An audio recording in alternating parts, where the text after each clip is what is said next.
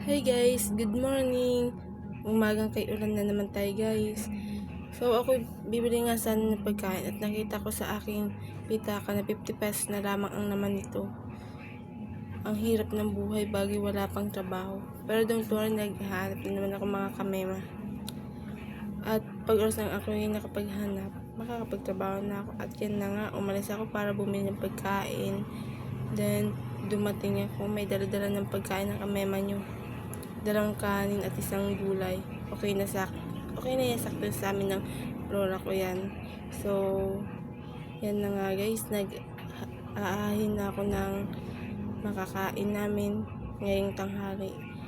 So, hintay lang guys at kakain na kami. Kayo guys, baka hindi pa kumain na kayo kasi masamang nalilipasan ng gutom.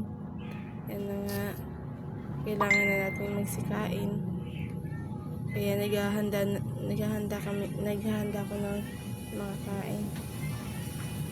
Yan na nga. At inayos ko pa ang camera ko dyan kasi nakatabingi na yung camera ko dyan. So,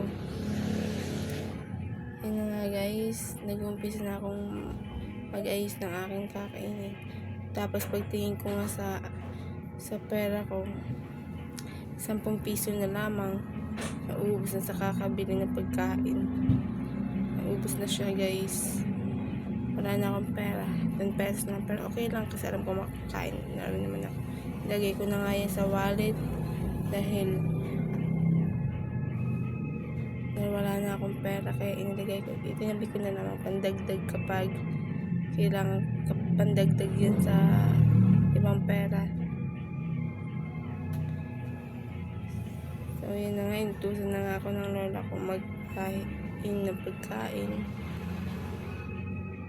And then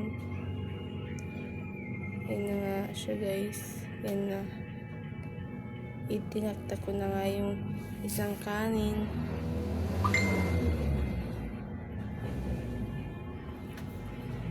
Sakto na sa akin guys, 1 kanin lang, okay na yun sa akin.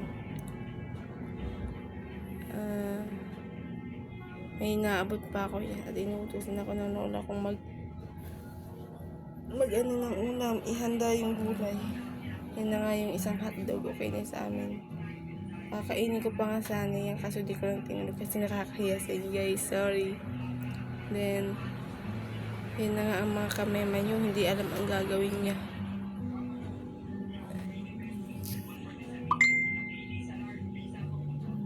Yan, buti may isa pa palang gulay dyan para kain. Ay, sa 50 pesos makakabili ka na talaga ng pagkain. 1 kanin at kalahating ulam, ayos na yung 50 pesos na yun. Yan na, naghahanda na si kamema nyo ng pagkain para makakain. Yan na nga guys.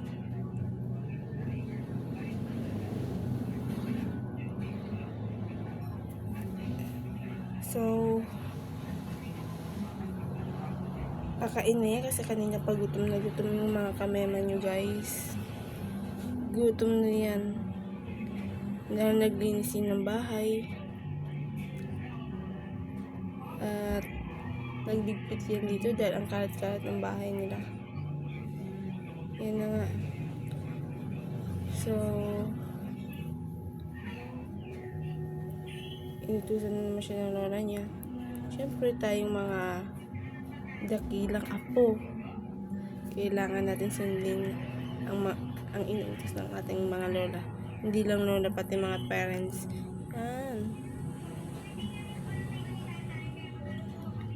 Sarap na kain niya. Meron pa pala isang ulam dito. Yan na nga siya guys. Mahilig talaga yung mga kamema niyo sa gulay.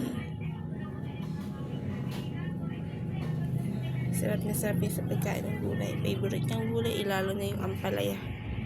Kaya kayo guys, kailangan nyo rin kumain ng gulay para laging healthy yung katawan nyo. Yan. Kain guys. Kain po tayo. Sa mga hindi pa nakain, saluhan nyo ako para kumain. Kain tayo guys. Oh, meron niyang nakitang buhok ang mga kamema niyo guys. Kanino kaya yan?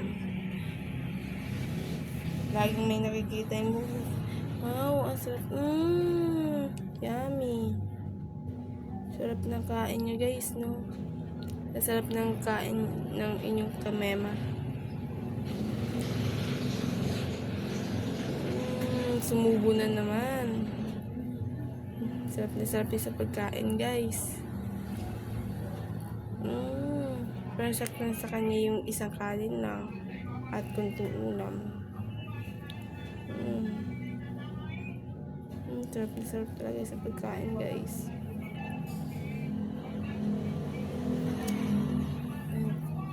Hinahinay lang naman kamema. Kumain, baka mabilaukan ka. Ano ka ba? Bye-bye na nga guys. Bye-bye. See you ulit.